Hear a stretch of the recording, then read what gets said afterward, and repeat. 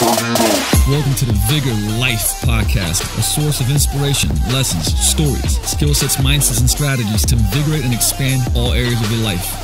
Let's go. What's going on? Coach Luka, Coach Theo, back here with the Vigor Life Podcast. This is a Q&A. So actually, it's going to be kind of a mix of a lot of stuff. I don't know. We're just going. I got a bunch of questions for Theo. He'll probably have some for me. We just watched a little Dickie video for the last, 15, 20 minutes, Gene? Phenomenal. It's called Save That Money? Yeah? Man, go watch that video. It's the most incredible video. He got to do the whole video for free just by asking. Lesson, ask, and you shall receive. But with that said, I wanted to, when we do the Q&As and kind of, when I got Theo here, I want to get as much insight from every side of coaching, and for anybody that's coming up or like wants to be in the fitness industry, or you've been in for a while, you want to continue to grow and take steps forward. That's really kind of what I want to do, is extract different lessons from each other and kind of go back and forth. So I actually going to ask Theo a bunch of questions, like this wisdom question for you, my friend. And the question, because you've been like coaching now for going on 6 years, and what would you say, what are some lessons, we can keep it about up to three, that you would give to your younger self as a coach? So maybe when we started first year, first 2 years, maybe, knowing what you know now, bottlenecks, mistakes, struggles, anything, man. But I mean, honestly, I want to pull out the good shit, not the surface level stuff, man. So right off the bat, it's funny because I've had a lot of people reach out to me about, what's the internship program all about at Vigor? And we just had this conversation yesterday because one of my boys came in, one of my oldest friends, and I was like, yeah, I was just doing everything I could to scare him away. He did say that. He said that too. It was like, yeah, man, I just bullet pointed every scary thing. Yeah, every single person that comes in here for an internship, I just try to scare the shit out of them. Like, man, you tell them about that 48-hour like thing we do in Speedos, right? Walking into the mountains in a so. But what I mentioned was, man, like, there was a point in time where, I was coming in for the morning classes. I was doing 5 days a week of that. I was training 7 days a week. I was actually coaching 7 days a week for about 2 years. And I was splitting my day. So I was coming in the morning and then was doing we had the mentorship program going on at that time. So I would come in like early afternoon, and then I would start training semi-private clients again around 3 o'clock, and then doing team training classes after that, doing semi-privates again.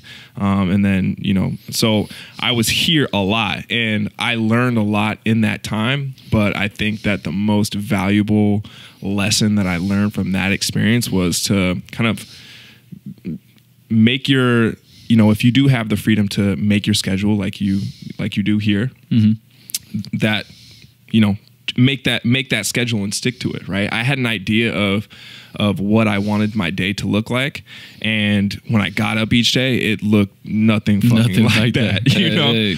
But and my whole mindset at that time was like, man, just whatever, dude. Just put in the time, put in the hours, put in the work, and good things will happen. And sometimes that can be true. I think that there's better ways to go about it. And, so I definitely, if I was to go back and talk to my 23-year-old self, it would literally just be like, it would just work smarter. You can still work hard. Manage your time. Yeah. Manage your time a little bit better.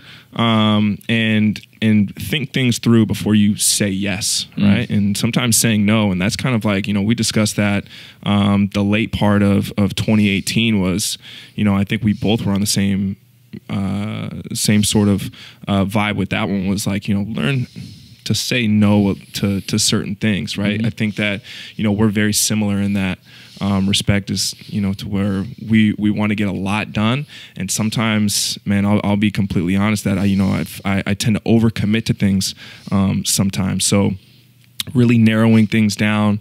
I've been writing things down a lot more, as really looking at, if I wanted to do this, what is it going to take? Like just bullet pointing things out and like, And when you do that, then you're going to be like, shit, this is going to require X amount of hours a week, time, right? energy. And then you put that in your schedule with all these other things that you might be doing, and then you're like, man, like there's only 24 hours a day, and I have 36 hours of work per day. You know, that doesn't really make any sense. So time management, and man, that would be the big one for me. Number two, I'm gonna jump in on it because think about the number two, because I wanna add some just lessons, you know, from that one, because I do think that there's a difference if like the age that you're in when you get into the industry, you know, whether you have kids, family, you know, this, that, or the other. Because I certainly think that like you know, the sooner that you learn how to be more productive and manage your time, it can change so much, right? Because you're just extracting so much more in less time, right? When you're younger, I mean, like the way I looked at when I was young, I would just throw myself into shit. I'm just like, man, just like give me like I just want to learn everything. I'll be here 20. What you don't need me to sleep? Cool, whatever. Right. I'll take a bunch of stuff that will prevent me from sleeping. You know what I mean? But it's, you know, but even then, like it's a lot of wasted energy, right? You could be spending 5 hours just doing dumb shit. You're not learning anything. You're not extracting anything. I do think that when you don't have much to lose, kind of like, you know, there's many a times in my life where I'm like, oh, well, you know, I'm just going to go back to live in the basement. You know what I mean? And I was cool with that because I'm like, this is what I want to do. But man, like I also I'm not the greatest, I would say, person when it comes to organization, time management. I've significantly improved this a ton. I think there's a ton more to go, but you know, when I look back, I'm always like, man, if I had blocked things out, like I just straight up made shit work because I just outworked everybody. You know what I mean? But like that's such a, when you look at life, time is all you have. You know what I mean? And like how you use it is massively important. Right. So the sooner that you can be in an environment where somebody can challenge you, teach you, you know, push you to become more productive and look at the time that you're, you know, how you're using it. Because that's what happens, right? Like when you're younger too, it's like you don't really look at that shit too much. You know, for somebody to challenge you, how many times have you said it or I said, or, you know, I don't know, I was talking to Jess, right? And I'm like, man, like just if you organize this, like you could cut what you're doing in half, right? And I got something that I want to share with people that really is really beneficial for if you have clients. Anybody that's coaching clients, if you got a bunch of clients, this system will help you. I learned this from John Berardi. And I think this will be really helpful for you guys, but I don't want to interject it right now. I'm going to leave the ... so that you stay on the podcast. But yeah, that's certainly one of those things that, you know, because thinking through about what you're saying yes and no to, right? I was talking about this concept called thinking time and asking yourself, I always go like, the decision that you make today, how are you going to look back at it 5 years from now, right? That's always something that I ask myself now, more from the integrity standpoint too, you know? Okay, cool, this might be a great thing now, it's a quick fix. How will I look at it from 5 years from now? It's like, shit, man, maybe some quick money, but man, that's not what, I'm not going to be in a, you know, I'm not going to think that was a good decision 5 years from now, right? Or there's something that might be a tough decision that might not get me anything now, and it might be 2 years, 3 years from now. But 5 years from now, I'll be like, man, that was a great decision. Right. So those are the two kind of lessons that I definitely extracted from what you were saying. But that brings me to number two. So number two, I think it directly you know, correlates with that last one is, you know, I've worked with, you know, several different mentors, and one of them told me that it's only wrong to want more when you don't appreciate, you know, what you have and where you've come from. And, you know, and maybe it was that point in time, but even still to this day, I still think about that a lot. You know, and I practice some, you know, self-reflection and, you know, we can get so wrapped up in things, and especially, you know, for myself, that I can get so caught up in things and what I'm going to do next, and how that's going to propel the next 1 year, 2 year, 3 year, 5 years from now, and how it's going to set things up. And then, you know, and then I just go. So, you know, sometimes I have to kind of, you know, bring myself home, so to speak, and really look at like, man, like you've accomplished a lot, because sometimes when you're constantly building and constantly working and accomplishing things and doing these and comparing to where, you know, where you maybe you feel like you should be after you've put in a lot of this work, or, you know, maybe you are comparing yourself to others in your industry or others around you. Man, that can just be a fucking death circle, you know. Man, so. I mean, it truly is the thief of joy. Yeah. And, you know, like, thankfully, like, now I feel like I have some glasses with a lot more awareness on, right? Like, but man, I find myself scrolling through stuff, like people I know, people I don't know, you know, and it's like, man, like, that's crazy. And, you know, first of all, 90% of the time, there's a different story than what's, you know, put out there.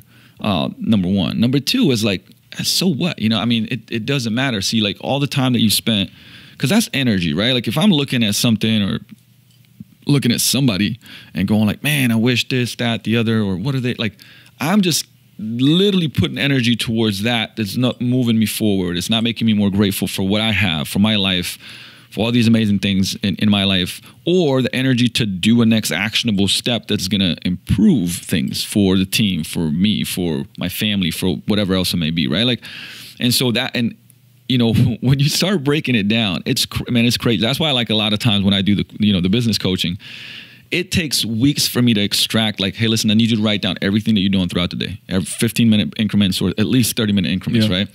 And then every week I'm like, hey, can you send me that? You know, oh man, I haven't done it yet.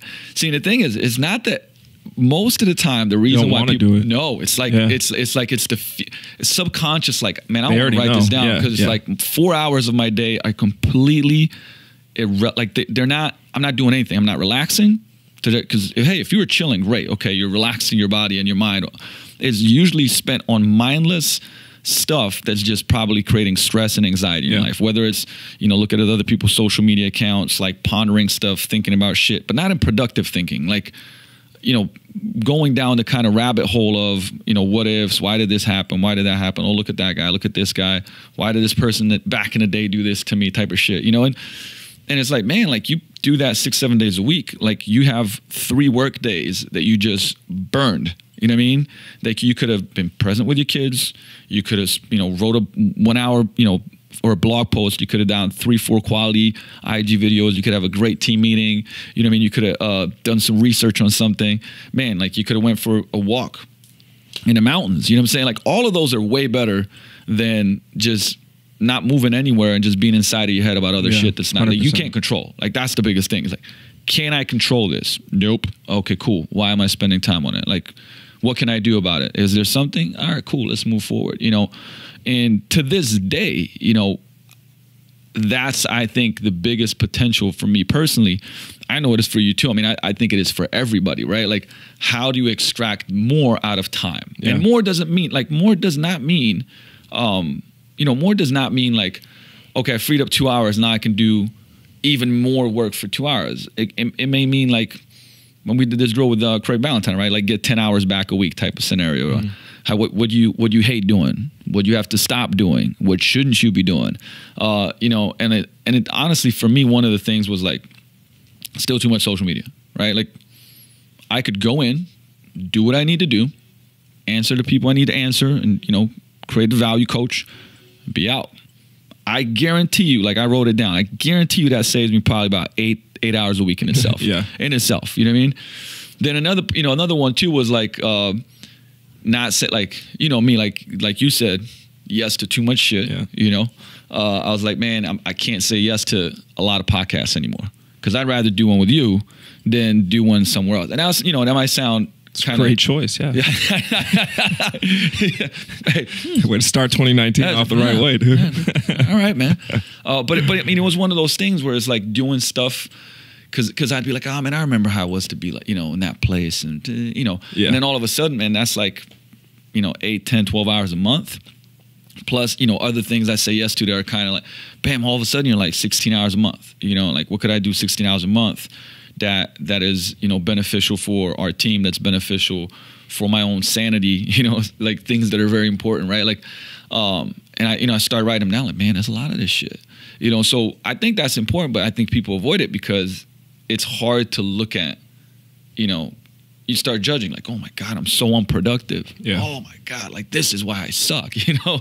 And so the key is to be, you know, to be kind, you know, to be kind to yourself and be like, man, it's all good. Like this. Man, even I saw this clip of Jeff Bezos yesterday, and he was talking about how he only makes 3 quality decisions a day. Like that's what he doesn't go beyond that. He schedules a meeting at 10 a.m. and then like he just limits himself to 3 big decisions, and that's it. Like obviously as an entrepreneur, and to build a company like Amazon and be worth $150 billion, you have to make, you know, a lot of sacrifice. I'm sure he put a lot of time and hours, you know, in the early start of that. In the garage, business. He made 3,333 decisions a day.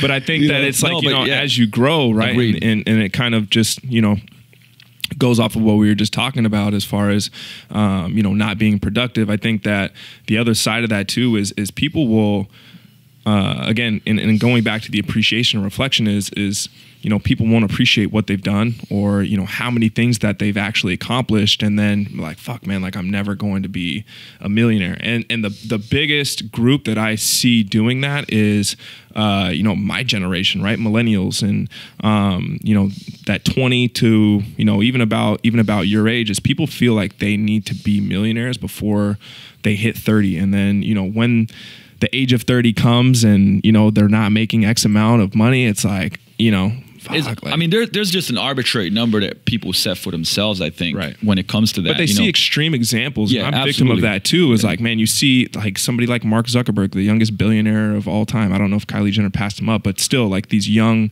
billionaires. And then people like, man, like, you know, if he could do it, like I could do it. It's like, yeah. I mean, so there's, and the thing is, first of all, is just like recognizing statistically, right? Like, you know, Gary talks about that, like I think that's the 0.5% or 1% in America that make 320 grand, right? So it's like, that's a lot, right?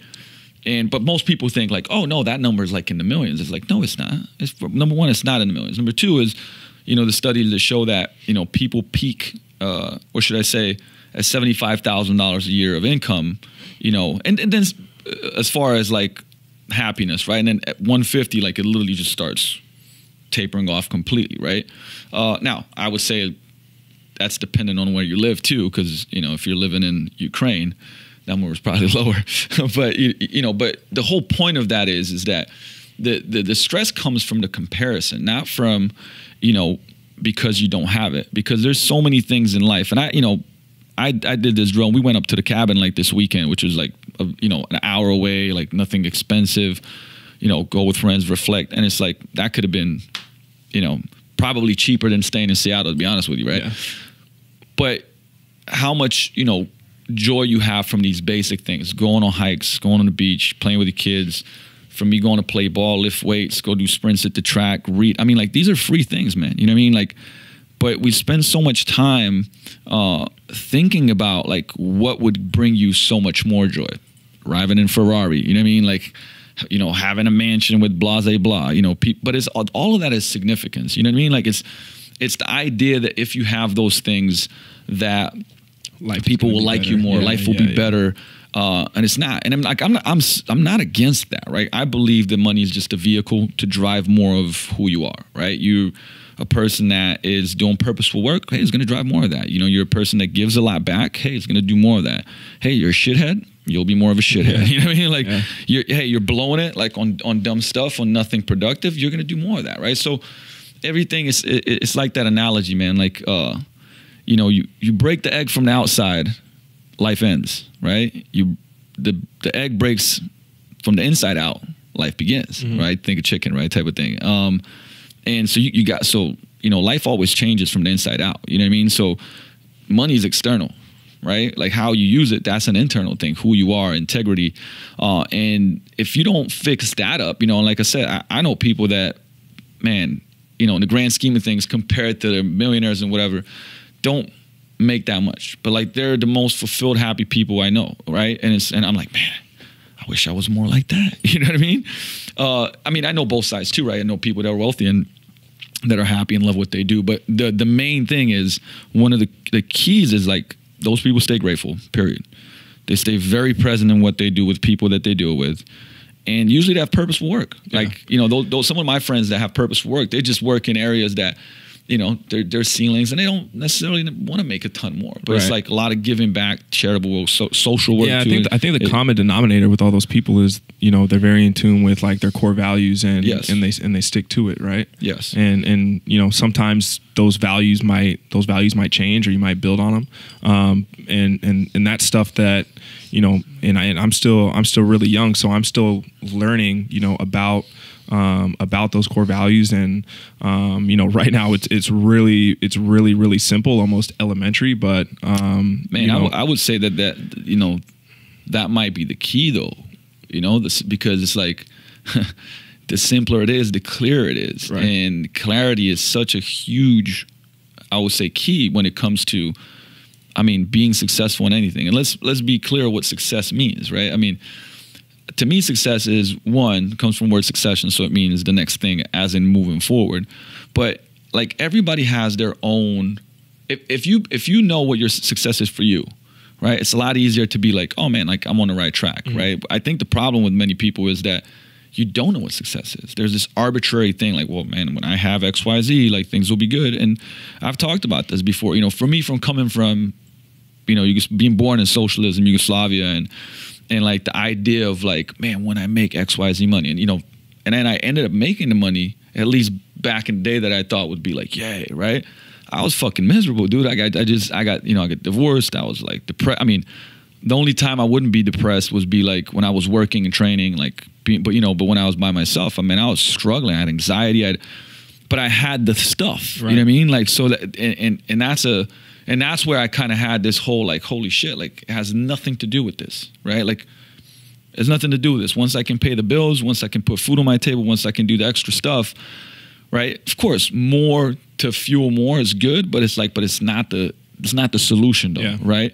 And I would hope that people that listen to this podcast understand that, like, from somebody that's been there, in a sense of getting the stuff, the material things, and really recognizing like that, man, like I don't have to worry about paying rent next month, so I don't have the stress of that. But man, like I don't have, I don't feel an integrity with my life. I fucked up a lot of stuff. Like, I'm questioning who I am, all these different things, man. Like that's, and I wasn't in a good place. So perfect example, right? You got to align, you got to know what success is for you. You got to live in integrity and really understand what matters to you. You know what I mean? So I would say that is very, very important. And the sooner that you can do that, or the sooner you can get around people that will challenge you to do that. Because many a times, right? Like, it's not that anybody goes like, listen, man, what matters to you, dude? And like starts questioning you and starts extracting it. And you're like, damn, dude, I don't know. I never really thought about that, right? I mean, that's why I like things like masterminds and coaching and, having people that will actually pull that out of you and like dig deeper and deeper and deeper. And you're like, damn, I never thought about this. I just thought about like, I want to make XYZ money. Why? Why does that matter to you? Why is that important to you, right? Then you got to start looking deeper. And that's where it becomes difficult, because it's these questions that, but the clearer that you are getting these questions, guess what? A lot easier to say no to stuff. A lot easier to go like, man, you know what? Don't want to go this direction. This seems like the perfect, great route to go. I'm good. Yeah. You know what I mean? So, those are a lot of good points. You got a number 3? I got a number 3. And number 3 for me would be to go back and tell myself to take care of yourself first, and then worry about taking care of the people that you serve. And it's funny because yesterday Steph got on a call with like a psychic medium type of thing. Got a reading, right? And he actually talked about me, and he asked if I was like a social person, which I have extrovert moments, and then I'm very introverted. Oh yeah, absolutely. When I say and I love my introverted time. But that he also mentioned that I'm a people pleaser, and I already knew that. not in a negative way or, you know, a manipulative way, but in like I like to serve people. That's part of why I'm here, and I've been here for as long as I have been, and I like my job. You know, I like learning about how to, help people achieve, you know, a certain result, and to see the look on their face when that happens. But at the same time, you know, there has been those moments where I go back to like just devoting majority of my time to doing things constantly for other people and not really taking time for myself. And I've become a lot better at that over the last 12 to 18 months of maybe really something to do with your daughter. Possibly. Yeah, probably. Possibly. Yeah, I mean, 18 months. Yeah. So. What a coincidence. Yeah. Kids make that happen. So, and I mean, you mentioned, you know, finances and money earlier, but I feel like that is a category that is a podcast in and of itself. And there are so many lessons that I've learned just about money. So I wanted to leave the money side of things and finances out of it. We'll do, man, and we could do a money edition one, honestly, because I think it's important because you hear a lot about, you know, especially, you know, people in this industry who don't really understand. I mean, I feel like that's a generalization, but who just don't understand, the value of money and what money actually is. No, I would agree with you, man. Like, doing this for, I would say, like, I've been a gym owner for 13 years, right? If I count the Slovenian one, and coaching now for over 6, hundreds of gyms. Like, and if you read on all the statistics and everything else, like, that's just the reality of it. And that's one of the things that it's certainly part of my mission, is to help educate, fit pros and coaches on how to better manage money, know the value of money, everything from, like, man, when we talk about this stuff, that's why I'm glad you brought it up, because it is a show in and of itself. But, things like, man, what you make, what you have to give, what goes to taxes, how do you save? Like, how do you put stuff on the side for yourself? How do you look at your monthly, what is your budget for spending for life? And then what is it for if you got to invest in something business, like, even like I say, if you're a coach, like, there's still stuff that you got to invest towards, right? And just managing that and understanding that's a huge skill set, and I can't tell you how many people actually, were doing good bringing money in, but it was all, everything from lost tons of money not understanding taxes, not saving taxes, not getting ready for that type of stuff, not looking into the future and going like, hey, things are great now, but can the business survive 6 months, 9 months, a year, if the recession hits, if some crazy shit happens, if you get kicked out? there's, this is, and that's a fundamental principle and idea. It's not, the problem is that, like, people go like, well, that'll, that might happen and I'll be bad luck. No. Like, that's gonna happen. Right. Like, if you're in business for a decade, 2 decades, 15 years, 6, 8 years, you are going to face some hard shit. Guaranteed. Yeah. Guaranteed, right? And nobody thinks about, could I pay, like, that's a big one for me, right? Like, can I continue to pay the team if everything goes to shit for at least months, right? Can I do it for 6 months? And I'm looking at that stuff. I'm looking at the numbers, because it's like, imagine that, like, shit goes down. I'm like, all right, guys, sorry, man. Deuces. Shut down, yeah. And it's like, but that's so real for so many people. And, like, I actually put a lot of pressure on myself to be in positions and even think about, like, I do this stuff. I do the drills. Like, if this happened, what would I do? Where could we pull this from? Could we pay the mortgage? Like, where could I get money from? Like, I'm thinking about all these things. Could I funnel it from this company? Like, because then if it does happen, I'm like, man, this sucks. All right, boop, Sherry, let's make this work, right? And then the plan, strategy, how are we going to get out of this? But at least you have some wiggle room. You got wiggle room for 3 months, for 5 months, for 6 months, right? And for a year.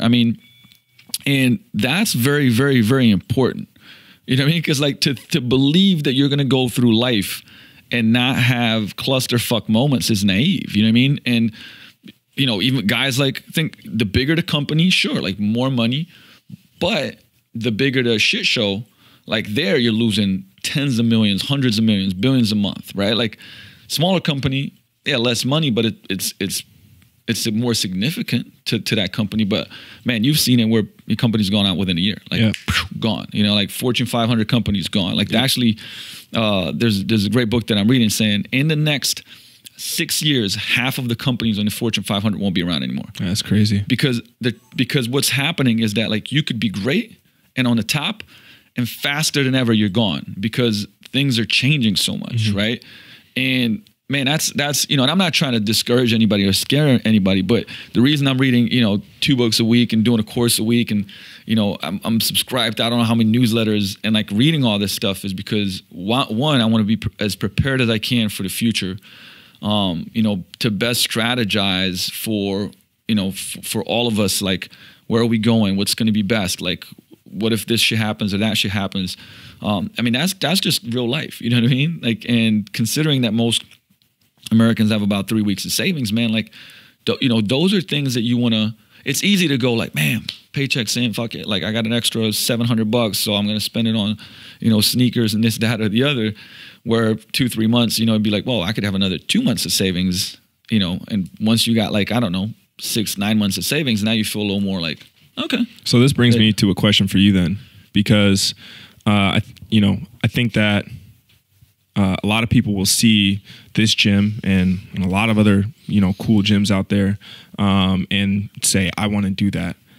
What would be, if you were to go and talk to your, 20-year-old self and, you know, and give yourself, you know, 3 to 5 lessons of being a business owner, specifically a gym owner, what would you tell yourself?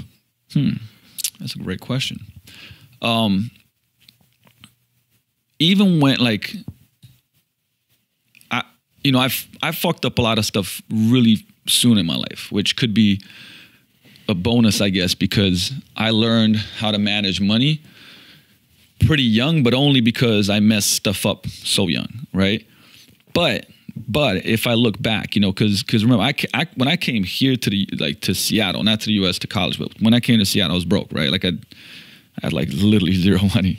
I mean, I was living out of, you know, Mama Rhonda's, my ex-wife's house in my, you know, back then wife's room, right? Like no money, you know what I mean? Like I'd have to be like, hey babe, you know, want to go here, do that, you know, it's like got a little bit of, you know, because we got to save this for paid apartment rent. I mean, it was, you know, this is for me playing pro ball and like, you know, doing, you know, and obviously back in the day, like, look, it's hard not to, you know, at least was in my mind. I was like, man, like I was so dope. Like I was 17 years old and I had Motorola flip phones, and, you know, I was calling people in class and getting kicked out with, you know, 6 gold rings and gold chains, and, you know, and so you know, you get to the place where you're like, I was like, man, I got nothing, right? And then just left Slovenia where we started the gym, which weren't making a bunch of money at all. Like, but it was like I started something, right? And it was like, man, we did something. And here I am, like with nothing, right? And it was kind of like building everything up from the get-go. So to be able to go back, you know, one of the things I would certainly tell myself was, you know, this whole idea of, you know, $1 today is worth a lot more than $1 tomorrow. And that even back then, man, if I look back, you know, if by 17, I would have put 10, 15, 20% on the side. And like I have been for the last, you know, 12, you know, 13 years, but putting it on the side like it doesn't exist, right? Like it comes in, it's gone. Like I can't touch it. Like it's untouchable. It doesn't exist. Because now you work with what you see, right? And I think that's the key. If I could have done that by the time I was 17 and still done dumb shit with everything else that I did, man, that would have been who knows how much money, right?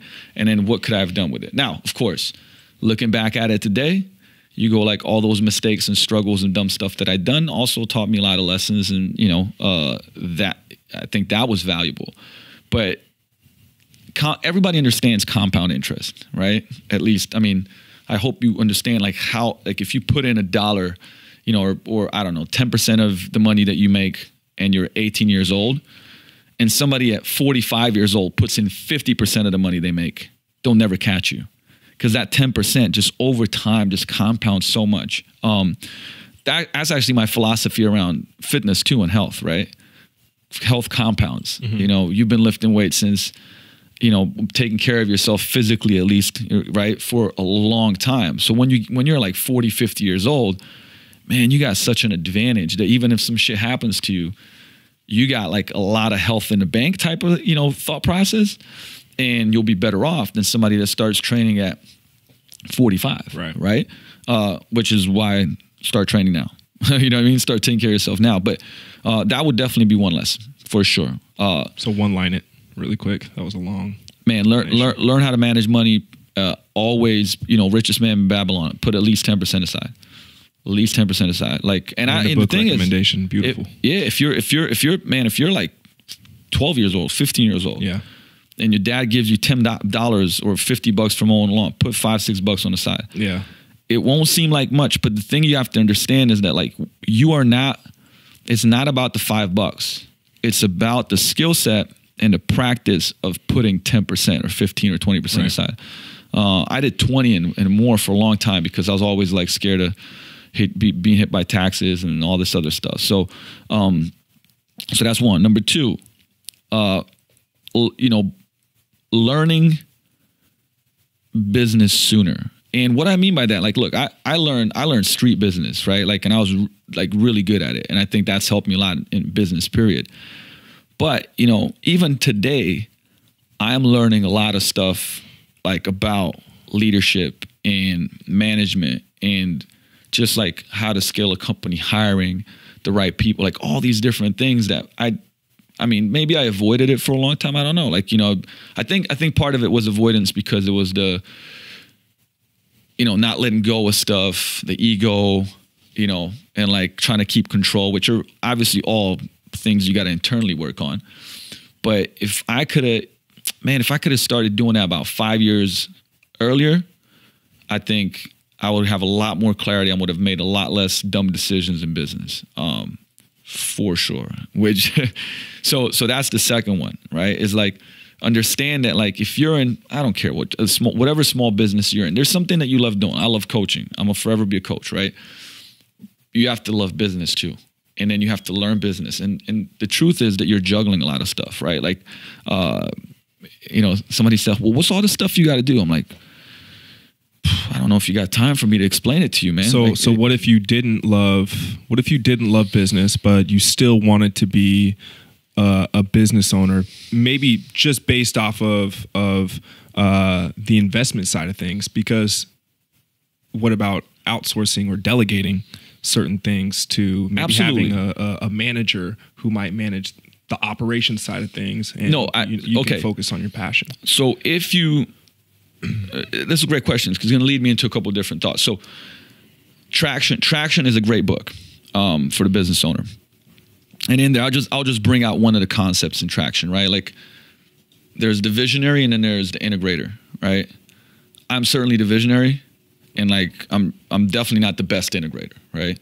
I can definitely integrate, but I'm not the best integrator. Yeah, you're like a businessman on acid. Would be a perfect analogy. That's a good tag. I'll take that tagline. You know what I mean? On mushrooms, which didn't even the hero's dose didn't work. Yeah, but we'll talk about that later. But that's the kicker, right? But you still have to, if you're going to be a business owner, like, you know, when people say I don't love it, I always go like this, right? Think about stuff that you didn't love, but then when you got better at it, like you're man, right? So I think that there's you have to be able to learn a whole number of things. Mm-hmm. Do you have to become the best at certain things? No. But man, if you're running a business, like for instance, marketing and sales, people are like, oh man, I'm a business owner. Like I hate sales. I'm like, dude, like you got to get good at sales because you're gonna be pitching. I mean, even your own team, you're influencing them. You know what I mean? Like the team, the clients, selling your story, selling just your living, brand, just keeping your head above water. Yeah. You know what I mean? Like it's makes like sense. You have to be able to know how to sell. And marketing is like you have to be able to tell the story of your business, and you have to tell the story. Actually, you got to be able to tell the story of your client, right? Because marketing just is communication. So you can't be a business owner and go like, man, fucking like I don't want to do this, right? And some of the top people I've hired, you know, mentors I paid $50, $60 and more $1,000 a year. You know what I mean? Like that we're like, Luka, don't ever fully outsource marketing. Now that's different than going like, you know, we have people right now that run our ads, right? We have people that build certain funnels and stuff like that.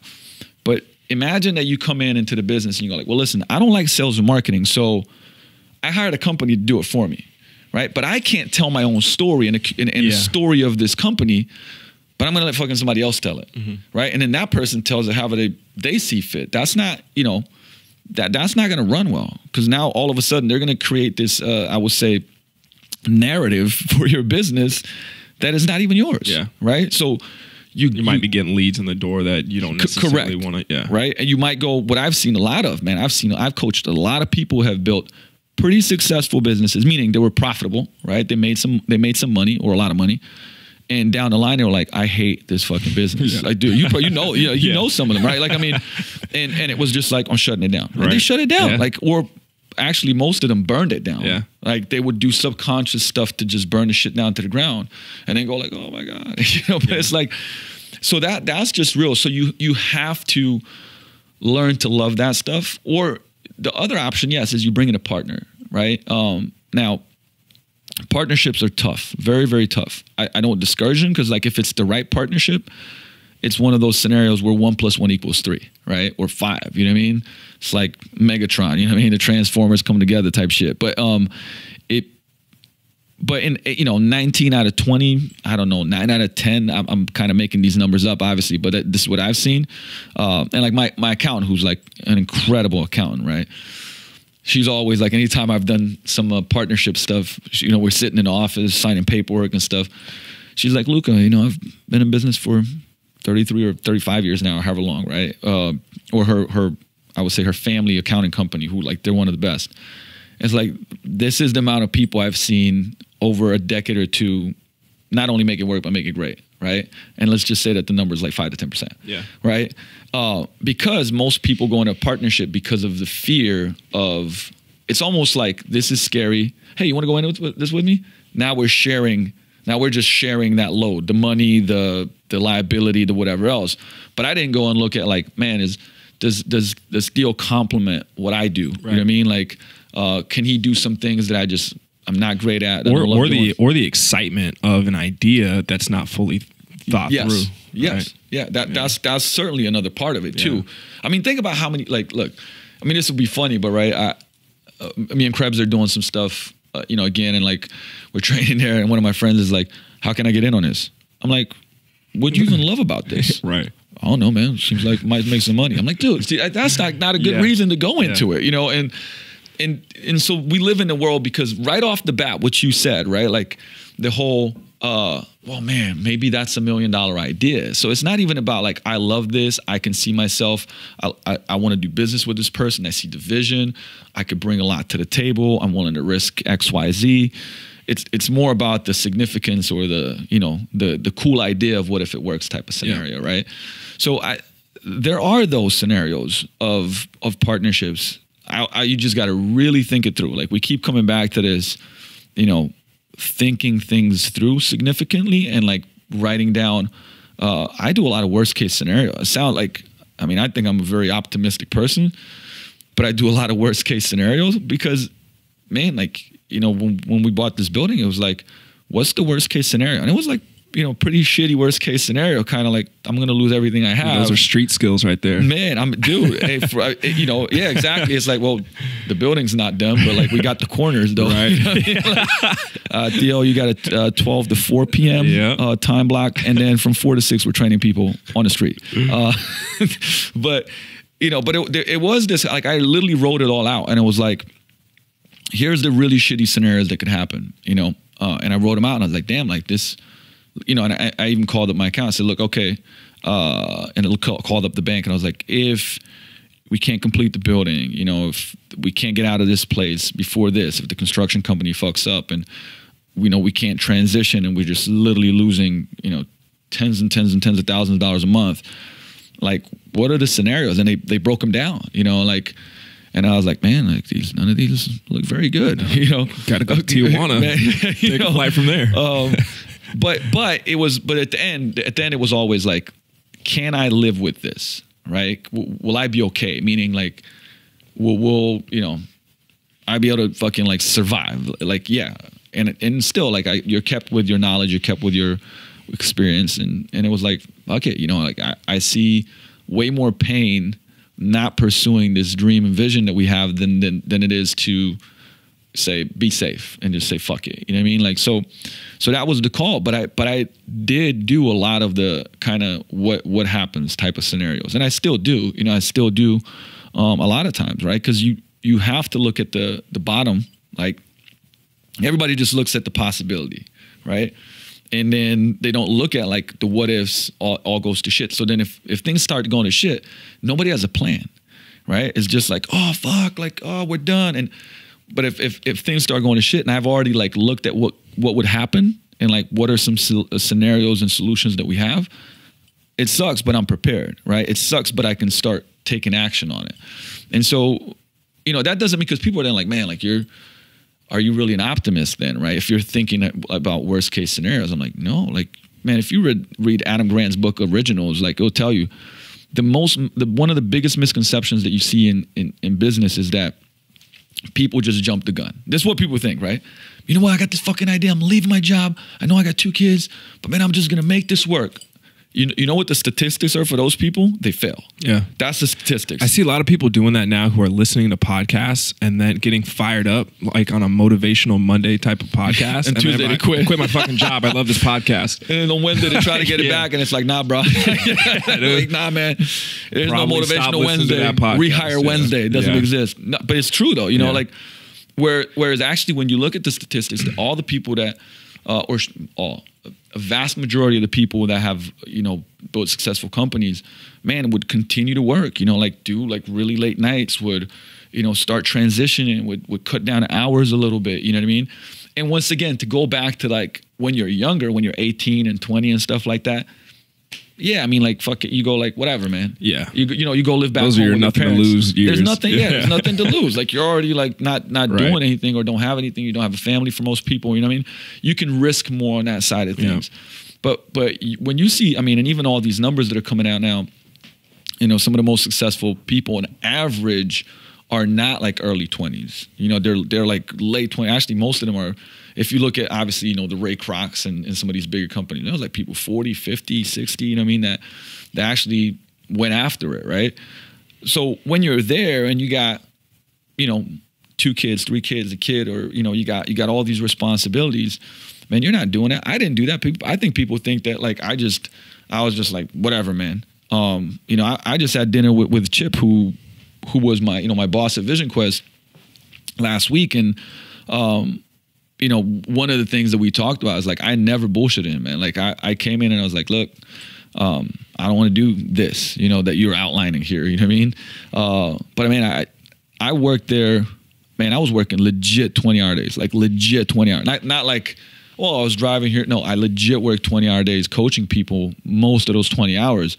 And it was because I would get up super early, train a lot of people, then do a 12-hour, 13-hour day, sometimes more at Vision Quest, and then come back, train athletes, train with the crew, study, read blogs, you know, write, sleep for 3 hours, because I just couldn't drop, right? I mean, I was married, I had car payment, house payment, food, this, that, insurance, all these things, right? Like, you can't just drop it, let alone, I mean, you know, for instance, in your scenario, man, like you got a kid. Like, you're not going to just be like, okay, I'm just going to start a business, because, man, just starting a business, even if it's on the small side, you're still looking at least tens of thousands of investment, at least, you know what I mean? And also, you have to also look ahead and go, well, when am I going to break even, right? Whereas there's obviously ways to break even pretty fast, but nonetheless, what's the worst case scenario? Yeah. You know what I mean? And so, you know, thinking through more of this, like I said, there's a great book. It's called The Road Less Dumb, or The Road Less Stupid. It's The Road Less Stupid, yeah. Man, it's been honestly one of my favorite books lately. I think I got Chris Ashton gave me the recommendation, and then Chris, I think, also read it and posted something about it. And it's like, man, but one of my favorite books, because like as I read through it, I was like, oh, you know, it's just hurting me, because it's like, it's all about like, you know, some of the smartest guys in the world, and one of the biggest examples is Warren Buffett. You know, he would every day, and you know, and I do this almost every day. Like I, you know, take thinking time. I have a thinking pad, I have a thinking pen, I have a thinking chair, and like I have a list of questions and that I write out ahead of time. And then I'll explore one or two questions, right? And I'll just write. You know, it's usually pertaining to business. Sometimes it's life, sometimes it's marketing, and you know, sometimes it's like, where are we going? And you just think. Yeah. There's no TV, there's no computers, there's no nothing. And you know, every single one of those guys said, look back at every dumb decision you've ever made, and like think about if you thought it out, right? Maybe it wouldn't be 100%, right? But one of the things that they said was, how much money? Because you know, one of the things was like, how much money did you just lose from not doing that? And like we just talked about, like, what if, right? What if I thought about like putting some money on the side, and you know, when I was 17 and 18, right? Like, and when I played some, you know, pro ball, when I did, I mean, even like, look, this is gonna sound harsh, but like even when I sold dope, right? Like, and of course you don't give a shit about that because it's not integrity. But the point of it is, like, you look back and you go, man, that was right, hundreds of thousands, for some millions, for companies might have been billions, I don't know, because they just didn't think about it. And right. And most people, like when you talk to them, once again, a friend of both of ours that we know, you know, Dennis, I don't know if he listens to this podcast. If he does, I don't give a shit, because subtle name drop. I tell this guy like this to his face all the time. Anyways, I love him deeply. But the question is like, you know, he'll bring something up, and I'm like, all right, man, have you thought this through? Yeah. I'm like, all right, cool. Let me see it. Right. And it's like, man, there was no thinking through this. Like, it's just, you know, oh, it was an idea, and like thinking it through for like a minute. Nah, dude, I'm talking about like ask yourself questions for like weeks about this, you know, and clarify it. And at the end, you might be like, man, you know what? Not a good idea. I'm not going to move forward. And that might have saved you so much time, energy, money, pain, relationship issues. I don't know, man. Like, well, man, that's the difference between, I feel like, just a $1 million idea, and then, you know, complete failure is thinking it through, which is, I guess, is an action of execution, right? Like, you know, every single idea that people, I legitimately used to think about, man, how many $1 million ideas I've had, and if I would have followed through with those things, I'd probably be a millionaire by now. And like the only action that stopped me from doing certain things was the execution. But at the same time, you know, there's other things that align with that. You know, maybe it's not something that I fully believed in, that, you know, that fully aligned with my core values. Mm-hmm. Maybe it wasn't a part of a lifestyle that I really felt I was called to. So there's a lot of different variables, but I think that, like, you know, the whole premise of this podcast has been just sitting down and thinking and through everything, you know, everything that's going on in your life, business. You know what that brings me up, you know, brings me to is, like, you said, what are some things that I would go back and do? I mean, I'll share a couple of things that I think I did really right. You know what I mean? That are important, that I would definitely want to share with people. But like, for instance, even us having this conversation right now, you know, imagine having a lot of conversations with people that you trust, you love, you respect. They've done stuff, and they're able to be the filter for you, right? Because we talk about thinking time. I think the other part of it is like surrounding yourself with people that, you know, can challenge your ideas, which is not a bad, like, because if you're really committed to that idea, you're gonna have to clarify it even more, and then be even more committed to it. Or because they challenge it, a lot of times you might be like, man, I'm gonna have to really think this through. That's a humiliating moment when you like go to somebody with an exciting idea and you can't fully talk it through. Yeah, dude, it's tough, because then you got to. Here's the thing: is you got to go back, right, and either have more support for that idea, and you got to sell yourself first, mm-hmm. right? You got to sell yourself to it, and then maybe you come back and, you know what? I figured, I thought it out, and like I'm even more in, right? Or you come back and you're like, you know, because people are always like, oh, you know. You see this a lot on IG, right? That people kill your ideas. And I agree. Like, I think that there's points in time where you love and trust people, and, you know, like, oh, you're stupid, that's never going to work, right? And that can crush an idea, right? But as you get older, it's like, I mean, look, I think it's also part of your responsibility to go, man, you know what? Like, I'm going to pursue this, you know what I mean? But people don't do enough of the work. I think the confidence comes from the work. It's as simple as that, right? And if you do the work, and if you do studying, and if you go and intern, and if you go and learn from the best of the best of the best, those ideas generate more confidence because you've actually done the work. Right. I think part of the reason why ideas die too is because not enough work has been done. So then there's not enough confidence, and then the confidence is what propels you forward. You know what I mean? So I tell people like, hey, if there's a thing that you want to, like same thing, like a friend wants to open a restaurant. I'm like, dude, you got to go work. You got to work at a restaurant. You got to go for free, work under somebody, be in the kitchen, look at everything, like, you know, and immerse yourself. And after 6 months, 3 months, you know, you're going to have way more insight, and then go, man, yeah, you know what? I'm even more in. Or maybe like, man, I'm not in, you know? Yeah. But you can't just sit on a fucking couch and be like, I got this idea. You know, and then it's just like somebody goes like, it's a good idea, it's a bad idea. And you're like, all right, cool. Man, and spend the next year developing that idea, you know, maybe even on the side or whatever, right? Like, so that would be one of the things is like, man, whether it's obviously the highest level of that is, you know, coaching masterminds, which can be a significant investment, which I've always felt that was worth every penny and then some. But the other one is too, is just like, hey, how can you surround yourself with people, you know, in your community, in your group, and how can you go out there and be like, hey, what's in it for them? Help out organizations, you know, charitable places, companies that do, like, how can you contribute, intern, and deliver value? Because you're always like, if you apply yourself, you're always going to get more out of it than you put in, always, right? So that's one of the things. And the second one is, you know, that I really committed myself to being the best coach at the beginning, right? It wasn't trying to be everything, but it was just like this focus on being a coach, which kind of contradicts some of the business stuff that I said earlier, right? But man, I do think that was a great choice, because what you're seeing now is a lot of people putting a lot of energy in a lot of places and not really becoming great at anything, you know? And if coaching is your thing, and the thing is, coaching, I think, crosses over into so many parallels. What I mean by that is like, look, if you have the soft skills of coaching, which is communication, you know, compassion, understanding, being a good speaker, so on and so forth, right?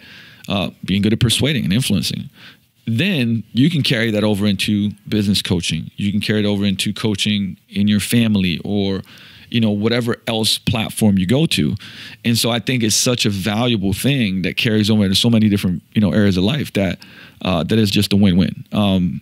You know, so I think those two were really pivotal, you know, that when people were like, oh man, well, there's this one guy, like, man, he's an incredible coach, right? And I was just coaching. I was just like, I mean, literally I was so immersed in it that is what helped me get ahead. And, you know, before I ever was like, oh man, I'm good at email writing, or I'm good at copywriting. But, you know, you don't hear me go out and like do courses on copywriting, right? I'm really good at copywriting. Like, I'm good at email writing. I'm good at like this, that, and the other, right? But I'm not like, hey, here's Luka's course. You know what I mean? Like, it's like the few things that I kind of do when I want to be the best in the world at them, and that's that. You know what I mean? But of course, nothing lives in a vacuum, because, hey, how many things have you learned? I mean, shit, in the last 5 years. Yeah. I mean, like, you know, like you've taught yourself to, like, a lot of the videos, guys, that you guys see now, like on IG and YouTube. Like, that's Theo doing them, you know what I mean? I mean, like, Gene obviously does a lot of the stuff. He'll do a lot of sales videos and everything else. But, like, Theo, man, is, like, really good with the editing. He's really good with the video. But, like, that's self-taught. Yeah. But now, here's the other part of it, too, right? Because, like... I wouldn't say self-taught. I watch a lot of YouTube. No, of course. You've had help, for sure. But I'm saying, like, you invested your time and energy to learn that skill set. Yeah, a shit ton of time. And for that, you know, too, like, I pay you some for that. I'm going to pay you more in the future for it, too. And it's like tomorrow. I know you're going to, like, Theo's like on this. I've been recording this whole podcast on my phone, dude. Well, now it's recorded. So, see, I'm fucking anyways. I'm gonna send this voice message to Sherry and be like, yeah, like, so Luka said on a podcast, just bump me up. You can Venmo me. But the point of it is that, like, look, you taught yourself that, and then I was like, man, dude, if you do this, like, man, I'll pay you more, right? It's like, you had a skill set that's valuable. It wasn't like, hey, man, would you do this and then I'll learn it. You know what I mean? Like, you applied yourself, and you taught yourself a skill set. Now, what does it do? Like, well, the skill set is valuable in multiple scenarios, because now you can do stuff you're shooting videos, whether it's for yourself, like, man, in the direction that we're going with the online stuff for Vigor, it's like that becomes a huge skill set to use, right? Like, and all of a sudden, bam, like you're creating your own path. Or put it this way, I'm not going to ask you to do stuff if I'm like, man, you don't know how to do that. Like, what? Yeah. No, you know what I mean? Like, hey, dude, in the next year, can you learn? I don't know if you're going to do it or not. Like, but if I see you like applying yourself, I'm like, damn, like Theo's gotten good at this shit. Of course, I'm going to fucking step, yo, this is dope. You want to do this? You want to do this? You know what I mean? So like, that's for everybody there to do. And, and that's obviously not the only thing that you've learned, whether it was obviously just on the coaching end, you've become, a great coach, but also stuff like sales and communication and like, communication was not your strong point because, still not. Still, but you've improved significantly. And I would even say like, it's been a huge growth that we're able to have like really hard conversations and like for me to go like, hey, look, man, like let's sit down, let's talk about this. This isn't great, or I think you could be better here. And then you bring stuff to me. It's like, dude, you said you're going to do this, but you didn't, right? Like we can have those conversations and we can move forward. Where years ago that wasn't the case, right? Like, but man, that's like that's people don't understand how big of a growth that is. That you can have that with whether it's your clients or with your team. Like how much smoother things become, you know what I mean? Yeah. And then stuff that like might've took a year now could take like a month, right? For us to move forward on, or a week, or a conversation, right? So, for everybody out there, I say like, look, man, don't wait for anybody to give you permission to learn a new skill set, right? Well, man, you didn't, I've heard this, well, they're not asking me. Well, fuck that. Like, is it valuable to your craft? Then do it. Like, you don't do it for anybody else. Like, the better you become at it, people end up going and finding you, or going like, damn, dude, like, I had to, you've seen the video that Tyler put together, Tyler Nelson, right? So, basically, there's a barber in, it's a really, really good barber here in Seattle. His name's Tim, and he was shooting this, actually comes out this week, I think. So I'm promoting him a little bit. No money was dropped here, but Tim, you could definitely drop some money here. Psych. But it was called In Between the Lines, which is great because he's also a barber for a lot of Seahawks, a lot of the hip hop artists that come through and whatnot. And basically the whole premise is basically interviews on a chair, right? And he hit me up and said, hey, look, man, like, you want to do this? It'll be dope. Love to hear your story. So he came into Vigor and did it. And the guy that was shooting him and doing video for him, his name's Tyler. And I just saw clips of some of his video work, and I was like, oh man, this is dope. Let me hit him up and see what's up. We sat down, did the work. I was like, man, this is, send it to me. I was like, yo, this is great, right? And now we'll probably, end up doing some stuff there on that end too. Once again, it was like the skill set was there. You created value for somebody, and it opens the door. Yeah. Right? Don't be like, man, well, I'm waiting for, this person in my company or my boss or my team member, to ask me and give me permission. It's like, man, deliver value and it will open so many fucking doors and you'll be surprised. Yeah. And the thing is, like, if nothing happened, right? If nothing happened, you still win. Right. Because you got a skill set and you got a craft. And you know what I'm saying? Like, it's a win-win situation. Hold on, I got to look at the timer, see where we're at. I think Gene. Yeah, we went off on a little bit on that one. What would be so business, understanding the fundamentals of business, at least. Anything else for aspiring gym owners? Maybe another lesson. I would say find integrators sooner. Find integrators sooner, because most people that are probably, starting a business, I would say, maybe on the visionary side, and even if not, like, what I mean by find integrators sooner is there are people that are so much better than me in so many different things, and I've waited too long to be deliberate and intentional about finding those people. Hiring them, whether it's part-time, whether it's outsourcing for projects, because one of the things that I certainly know for every gym owner, I mean, even right now in our scenario, once again, we were doing this drill in a mastermind I was just in, and it was like, if money, like this is the sentence starter, if money was not an object, what would you do right now based on the questions like, what should you stop doing? What you hate doing? What you shouldn't be doing, right? And man, like I was just like, like I'd hire this person, that person, right? But then you're like, oh shit, this costs a lot of money. That thing money. So, but afterwards was like, hey, well, what's the next step? What's the one thing that you can do right now? And I already did that. Like I actually, reached out. But the point is that you can do more than what you're doing right now. And the reality is that sometimes you're gonna have to take a risk. Meaning, I'll just give a pure example of this, right?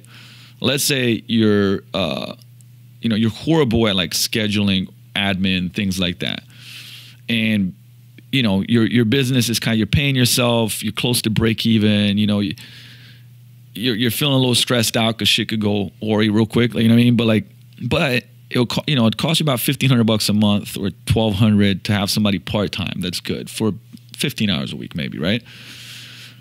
And so you look at like, I don't have that $1,200 to $1,500, right? I don't have it right now. And so if I do that, so then you just don't make that call. And so you keep doing it yourself. You get more burnt out. You don't like what you're doing on that side of things. It's affecting the clients and coaching or whatever. But, if you did that and you got the admin, by month 3, you probably would have been making $1,500 more. Yeah. Maybe $2,000. Maybe you do it the first month, right? Because it would take off the 10, 15, 20 hours a week of things that you don't like doing. And the reality is that, like, look, somebody that's a great organizer, great integrator, great admin, front desk manager, whatever the position is, they'll do the shit that you don't like doing 3 times faster with gusto. Like, yeah, I love this, right?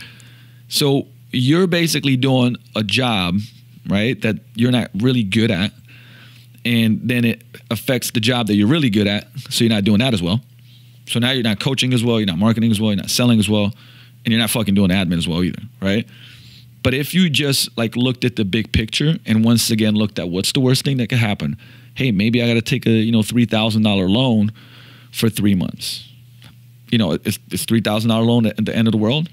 Man, you can do one paid in full and like cover that, right? So getting out of fear and going into like, first of all, possibilities and like looking at the big picture and then strategy and going at like, what's the worst thing that could happen?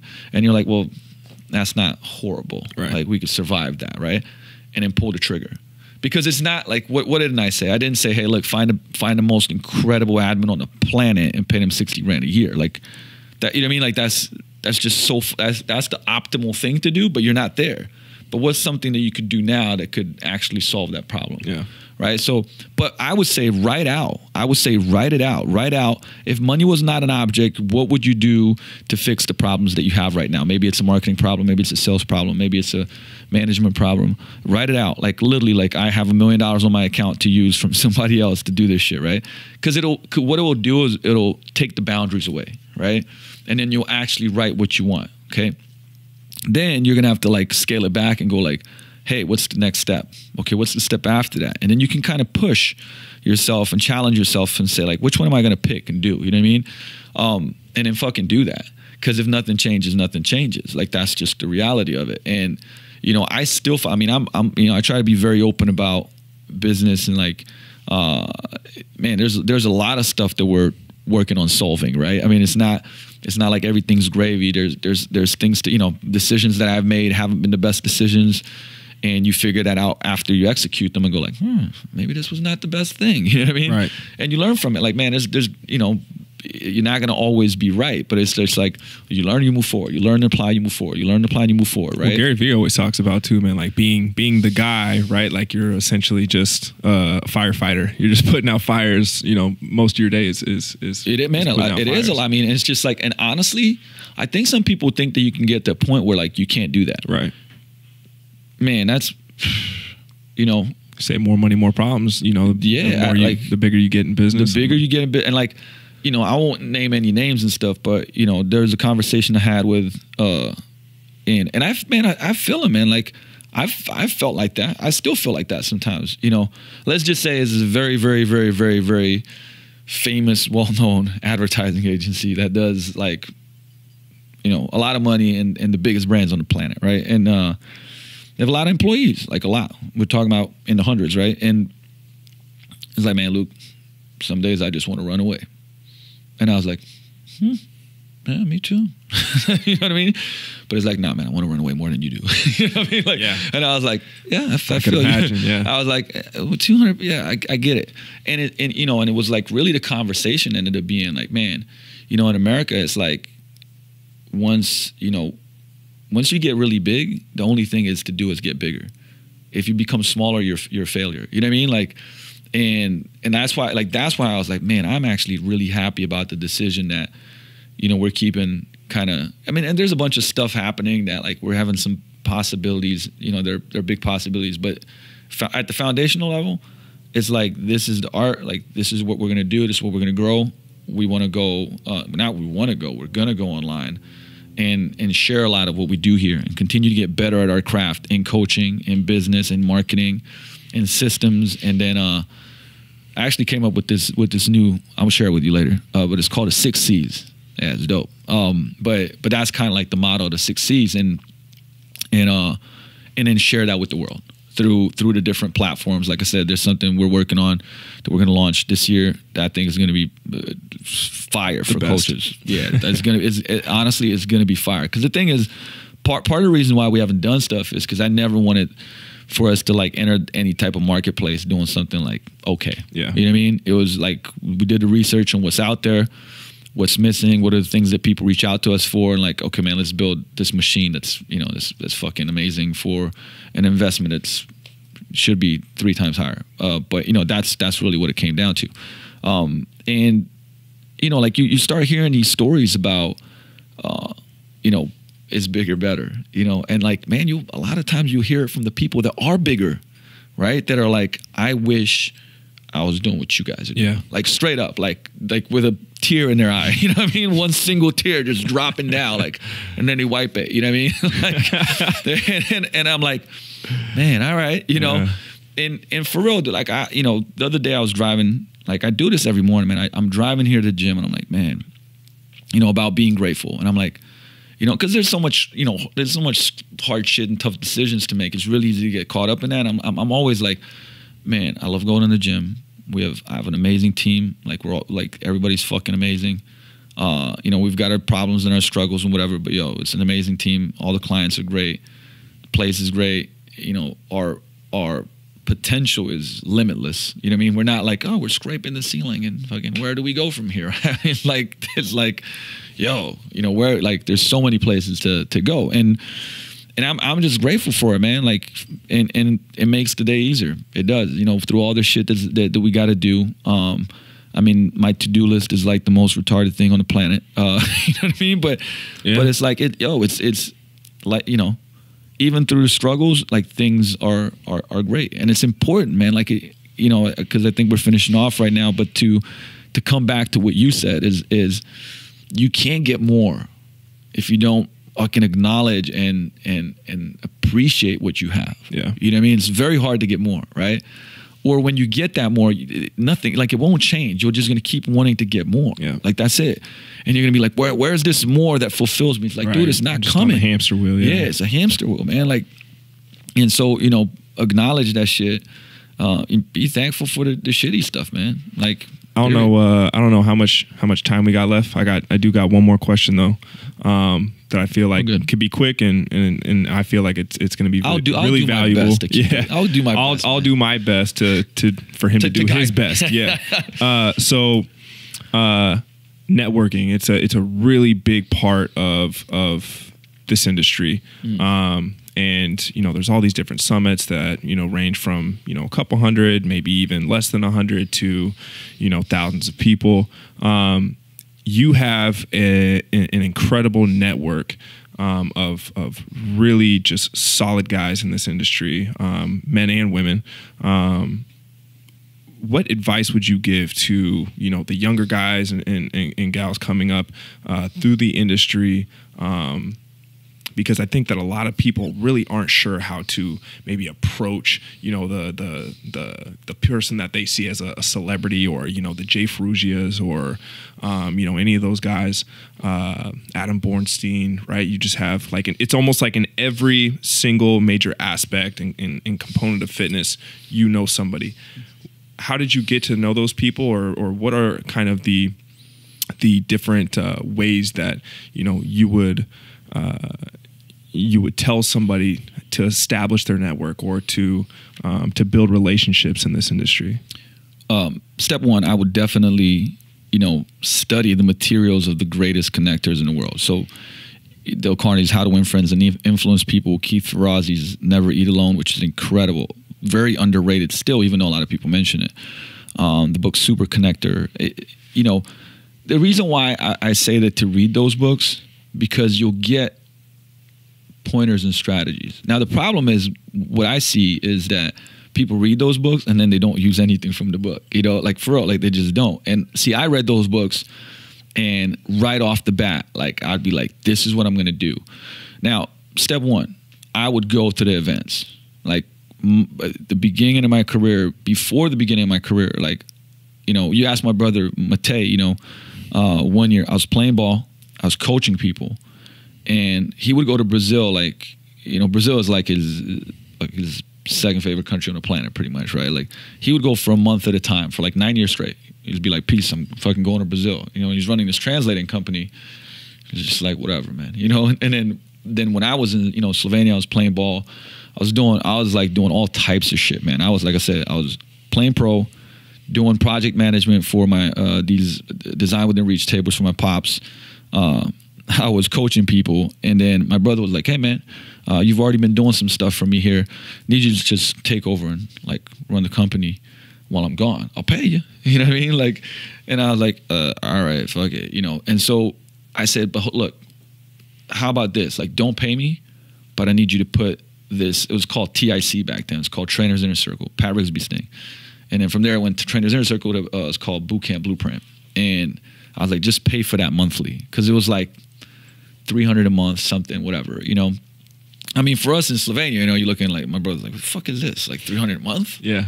I'm like, dude, just pay for it, man. Like, it's my money, right? Like, and he did. And man, this is legitimately like 13 years ago. So, I mean, like, this is a long time ago, right? I started investing in mentoring already back then. And, but the point of it was that, like, go to places, you know, whether it's virtually and preferably physically. So when I came to the US, I mean, I've gone to, I think last year was the only time I didn't go. Like, basically I went to 12, 13 years straight of Perform Better, like summits, but I've accounted, like, I've done over 190 live events, you know what I mean? Like, in the last 11, 12 years, right? Which is 15-ish events a year, which is a lot. Like, I don't actually think there's anybody that's done more. Now, I'm not saying you need to do that much, but guess what? At events, you get to shake hands. Like, you get to meet people, you get to look them in the eye. And it was, for me, it was so simple, man. It was just like, I would say this is the simplest thing. Like, read and study the things of the people that you want to meet, right? So be like, hey, you know, Jay, man, listen, I read the book and I went through your course. By the way, I'm in your $20 a month membership site. Love the workouts. I really like this thing, you know, and specific thing that you wrote, man, it's really helped me. That's gonna open the door for conversation. You know what I mean? Like, period, every time. And if somebody comes to me and goes like, yo, I went to the Vigor Round Summit. Hey, I listened to your podcast. That episode on this was so good. I'm always going to be like, yo, thank you so much for listening to the podcast. What did you love? Like, we're going to talk, right? Right. And then afterwards, like, legit for like 3 to 4 years, man, every new person that I would meet that I didn't know, that I looked up to or I respected, I would write them a handwritten letter and send them a book. Like, everybody. I mean, if they remember, you know, like, from the Bedroses to the Alan Cosgroves to the, I mean, Dave Tate to the Martin Rooney, like, every single person, I'd send them personal stuff. And what would happen is that, you know, when I met them next time, they would always remember me, right? Personal like, stuff, like a book or a handwritten card or a gift or some sort of gift. No, so it'd be a handwritten card with a book, and I'd be like, hey, I thought you'd love this book. Yeah. And I would, like, go through, I mean, back then there was no Instagram, but I'd go through and try to see if they mentioned it. So if they didn't, I'm like, man, maybe they didn't read it. But it's like, I found this to be great. Like, and I'd write something out of it. Like, you know, these were the two things that were big takeaways for me, right? And you know, I take people to dinner. I'd buy them. I mean, like the smallest shit, right? Oh man, you want a drink? I'll get you a drink. Just like this smallest stuff, but just being of value and being yourself and not trying to, you know, to impress too much. And because that's what, you know, if you're yourself, people are like, oh man, this guy's cool. You know, tag along. Hey, go to lunch with us, man. Right. And not having these, because I think when people have expectations and they put a lot of pressure on themselves, like, I'm going to meet this guy, I want to have dinner with them tonight. You know, some crazy, you know, and it's like, man, okay, cool, work on that. But if it doesn't happen, don't trip, right? Just follow up with the email. And there's a lot, I mean, without going so deep into this stuff, right? Like you could go online and find out ways. You know, look at Dean Jackson's like 9-word emails and, you know, how he got, and he's Richard Branson's friend, but like, how do you get like big time people to answer real quick? And there's a ton of strategies, but for me, it's always been like, you got to go to the events. You got to invest in their stuff, man. Like, you know, I mean, for real, like why, it makes no sense to go like, I really like your stuff, but you've never bought anything, you know, and people know when you buy their shit. First of all, now you can tag them and show them and this, that, and the other. But I remember I flew out when I was still playing pro ball. I flew to Newcastle in England. Actually flew to London, took a train to Newcastle, went to an Eric Cressy event. Like, this is like legit, like crazy long time ago, like 14 years or something. It was him and Nick Grantham were putting on this performance event. And, you know, I came from by far the furthest, bought every product that I could afford, you know, and then the ones that I couldn't afford, and, you know, then Eric didn't have pounds back then. I remember I was like, oh man, I'll pay for your lunch. And he ended up sending me all the products plus the ones I couldn't afford, right? Next year, I flew out to train with him for 9 days at his first place in Hudson. And they're like, look, that was an investment of plane ride, hotel for like 9. And at this point in time, I don't have like a lot of money, you know what I mean? And on top of that, for all the coaching, right? But guess what? Like now I've bought every product he has, flew out from a different country to this event and came out to train with him. You know what I mean? Like you build a relationship like that. Yeah. And a person goes like, damn, this motherfucker's like serious, you know? And so the more of that you do, the more relationships you build that are real, that are legit. And then obviously, you know, at a certain point in time, when people believe that you're a person of integrity, you deliver value, you're a good person, they'll go like, they'll introduce you to other people, right? And of course, networking is when you know people that are high up, you know, they introduce you to other people high up, right? Like that's how it works. But it took many, many, many years. You know, like I said, I was at every Perform Better in Seattle and every Perform Better in Long Beach for 13 years straight. By year 5, it was like I'm seeing, you know, 100 people that are the same, like knowing them, shaking their hands, and then every person would introduce me to 2-3 other people. And all of a sudden the network grows and it grows and it grows, you know. But that I think that it's like one, like really like learn how to be a good connector, not networker, be a good connector, be good at communication. And like I said, always bring value to people, whatever that is. I remember Martin Rooney tells this story, man. Like I came to Parisi Speed School after going to a Ryan Lease boot camp back in the day. And I just drove for 3 hours and I was like, fuck it. Like, you know, hopefully I get to talk to him a little bit. I come in, you know, the lady's like, well, we're not seeing anybody right now. I'm like, hey, look, I'm from Slovenia. I flew from Seattle. I drove from Connecticut. Here's my card, you know. And all right. Typically European. Oh man, you already know, you know. But I mean, that was the sell, you know. Like she was like, oh, this guy's from fucking, what is this? Right, you know, spent a lot. So she goes up, gives Martin the card, you know, comes back down. He's like, well, you know, he'll see you. He doesn't have a lot of time. Martin comes down, and I think we met for like a split second one time and had Perform Better. But comes down, he's like, oh man, you know, Bill's coming in, like, but I got about 10 minutes, right? Man, we ended up talking for 6 hours, right? Straight. And it was like, because I was like, man, you should do, like, I just learned all this stuff about like YouTube and I saw your stuff and it's amazing. You know that video that you shot? Man, you got to do this with it. And you know, and he started being like, tell me more, right? And I was just like spitting everything I learned at the Ryan Lee boot camp. You know, next time I Perform Better, like, hey, what's up, man? Like, we're hanging out, we're emailing back and forth, right? Like, that's how it started. The crazy thing about it, I think you were still here, when he moved from Jersey to Charlotte, he still has the my business card. It was Hocevar Performance, 1 free session. And he kept that, you know, and now, you know, I run the business division for Training for Warriors, which I have for, you know, over 4 years now.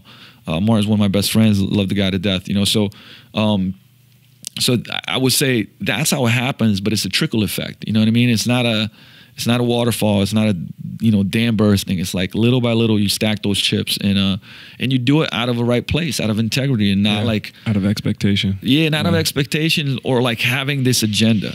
And this guy's gonna do this for me. Right. That I see too much of that, and you can feel it. Yeah, people can feel absolutely. that shit, and it's like when they get a sniff of it, it's like fuck that. I'm done.